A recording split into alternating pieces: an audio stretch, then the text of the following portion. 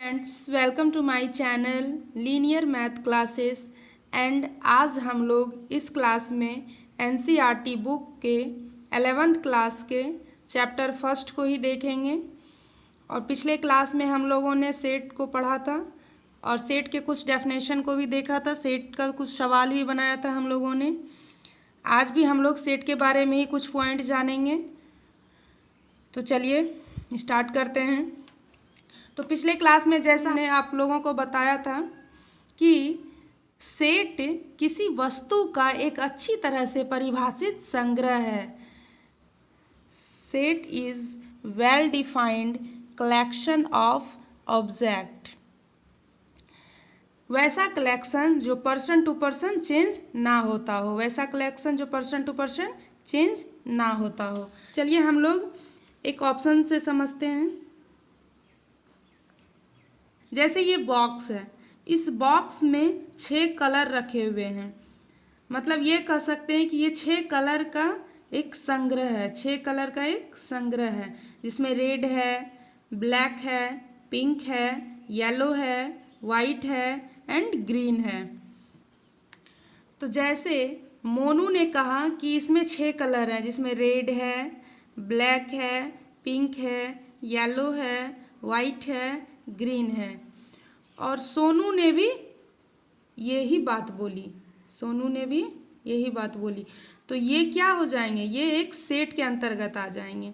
अगर इसमें क्लियर नहीं होता कि इसमें कौन कौन से कलर रखे हुए हैं तो ये सेट के अंतर्गत नहीं आते, बट इसमें ये क्लियर है कि इसमें कौन कौन से कलर रखे हुए हैं, ये कितने कलर का एक संग्रह है, तो ये सेट के अंतर्गत आ जाते हैं। वर्तमान समय में सेट मैथ्स का एक बेसिक कॉन्सेप्ट है और सेट का यूज़ मैथमेटिक्स में प्रायः सभी ब्रांच में होता है। जैसे सेट का यूज़ हम लोग रिलेशन एंड फंक्शन में करते हैं। रिलेशन एंड फंक्शन सेट के बिना कभी कंप्लीट नहीं हो सकता है, क्योंकि रिलेशन एंड फंक्शन पढ़ने के लिए आपको सेट पढ़ना ही पड़ेगा। सेट का यूज़ हम लोग और सारे ब्रांच में करते हैं, जैसे ज्योमेट्री हो गया, सीक्वेंस हो गया, प्रोबेबिलिटी हो गया एंड बहुत सारे मैथमेटिक्स टर्म है जिसमें सेट के यूज़ होते हैं। सेट के बिना मैथमेटिक्स अधूरा है, ऐसा ही समझिए। वैसे सेट का यूज़ हम लोग डेली लाइफ में भी करते हैं, बोलने के क्रम में।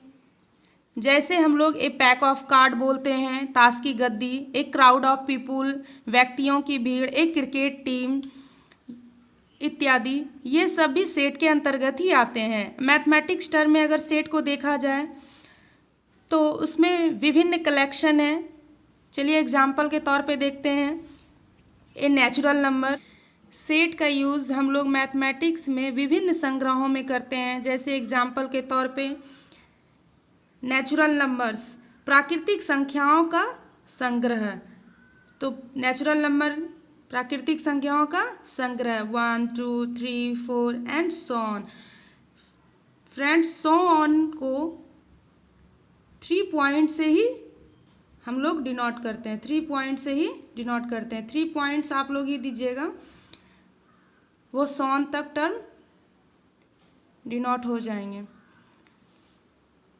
अब जैसे पॉइंट्स मतलब बिंदु, बिंदुओं का संग्रह। अब जैसे ज्योमेट्री बनाते हैं उसमें बिंदु आते हैं, तो उसमें जो बिंदुओं का संग्रह होता है वो भी एक सेट के ही अंतर्गत आएंगे। अब जैसे देखते हैं प्राइम नंबर्स, अभाज्य संख्याओं का संग्रह, अभाज्य संख्याओं का संग्रह। अब अभाज्य संख्या मतलब प्राइम नंबर कहते किसको हैं, तो प्राइम नंबर हम उस संख्या को बोलेंगे जो स्वयं से या 1 से डिविजिबल हो, जो स्वयं से या 1 से डिविजिबल हो। मतलब ऐसे कह सकते हैं कि जो खुद से और 1 से भाग्य खाता हो, जैसे 2 3 5 7 11 एंड सो ऑन। एक चीज़ और, 2 जो होती है ना, वो एक अकेला इवन प्राइम नंबर है। 2 जो है वो अकेला एक इवन प्राइम नंबर है, इकलौता है ये। चलिए कुछ मैथमेटिकल सेट्स को देखते हैं। और पहला मैथमेटिकल सेट्स है the set of all natural numbers, the set of all natural numbers, जिसको हम लोग कैपिटल N से डिनोट करते हैं। तो प्राकृतिक संख्या आप लोग जानते ही हैं, 1 2 3 एंड सो ऑन, वो सारी क्या है, प्राकृतिक संख्याएं हैं। अब दूसरा देखते हैं, the set of all integers, जिसको हम लोग कैपिटल जेड से डिनोट करते हैं, जिसको हम लोग कैपिटल जेड से डिनोट करते हैं। तो इंटीजर्स किसको बोलेंगे, ऑल इंटीजर जो निगेटिव एंड पॉजिटिव दोनों हो। ये सारे term negative, positive and zero, ये सारे टर्म क्या हो जाएंगे, सेट ऑफ ऑल इंटीजर्स। तो चलिए अगला देखते हैं। अगला है हम लोग का the set of real numbers, the set of real numbers. तो रियल नंबर्स मतलब वास्तविक संख्याएं, रियल नंबर्स मतलब वास्तविक संख्याएं। तो चलिए रियल नंबर लिखने से पहले मैं आप लोगों को रियल नंबर्स के बारे में कुछ बता दूं।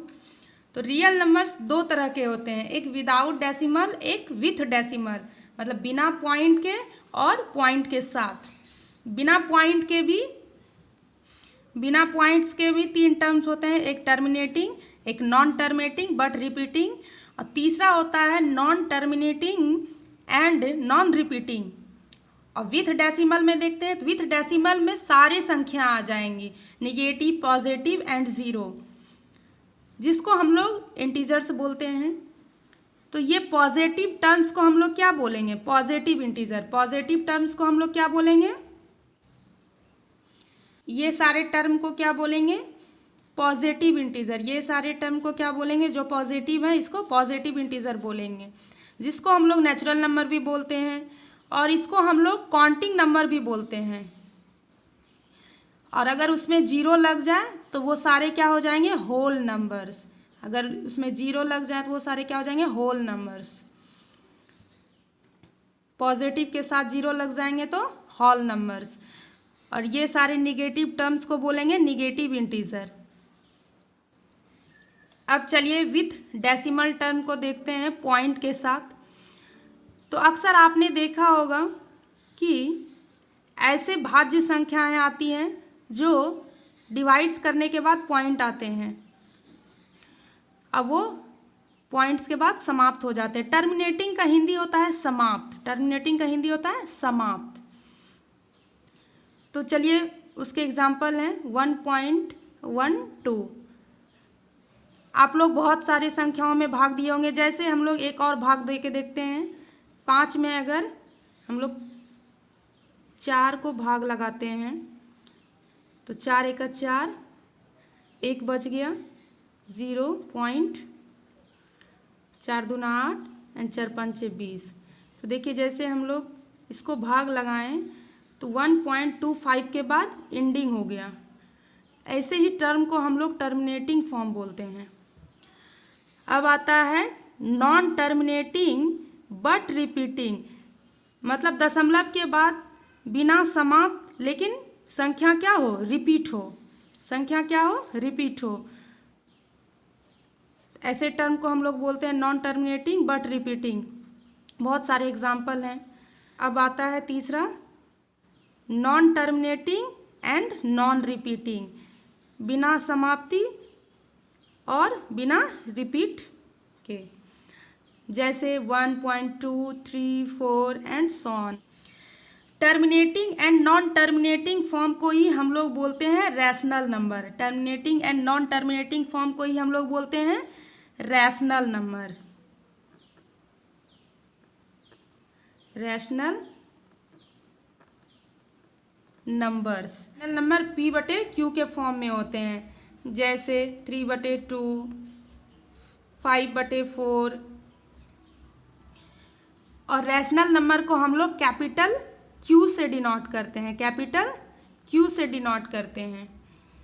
और non terminating and non repeating को हम लोग इरैशनल नंबर बोलेंगे। क्या बोलेंगे, इरैशनल नंबर।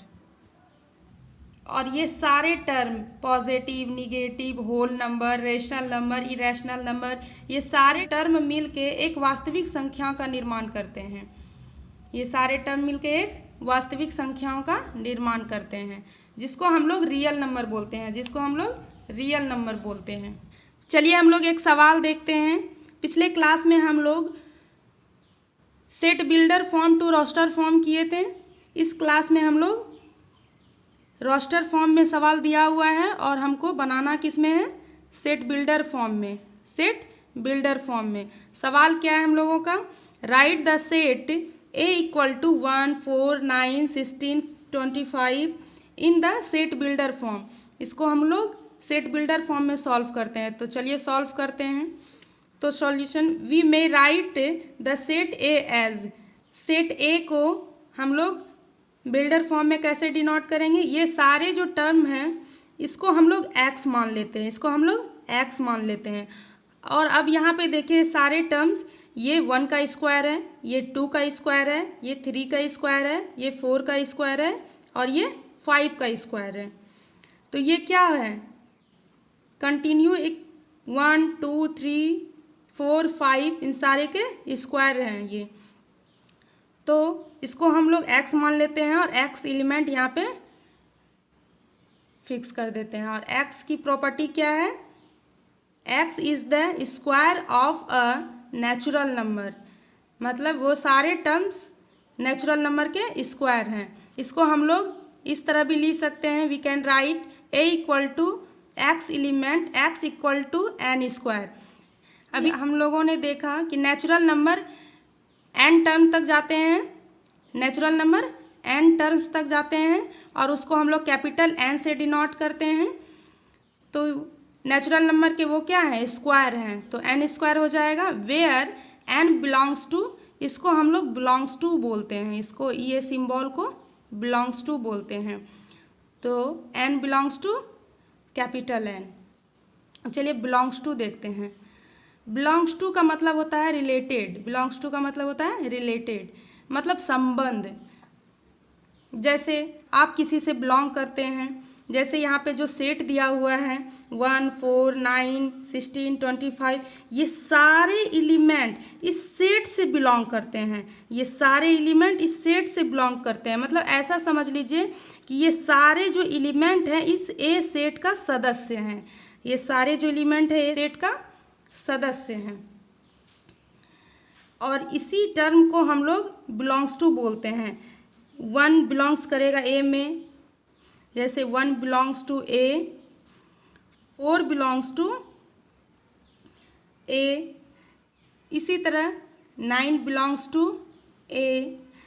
अब जैसे हम लोग मान लेते हैं यहाँ पे 1 है, 4 है, 9 है, 16 है, 25 है, पर यहाँ पे 2 and 3 नहीं है, 2 and 3 नहीं है, तो 2 और 3 जो होगी वो ए का सदस्य नहीं होगा। और ए का सदस्य नहीं होगा मतलब डज नॉट बिलोंग्स टू। और डज नॉट बिलोंग्स टू को हम लोग इस सिंबल से डिनोट करते हैं, डज नॉट बिलोंग्स टू को हम लोग इस सिंबल से डिनोट करते हैं। तो डज नॉट बिलोंग्स टू ए हो जाएगा। 2 और 3 जो है वो ए का सदस्य नहीं है, ए का सदस्य नहीं है। चलिए सेट के बारे में हम लोग आज इतना जाना है। अब एक्सरसाइज 1.1 नेक्स्ट क्लास में ही स्टार्ट करते हैं। तो आज के लिए इतना ही, धन्यवाद।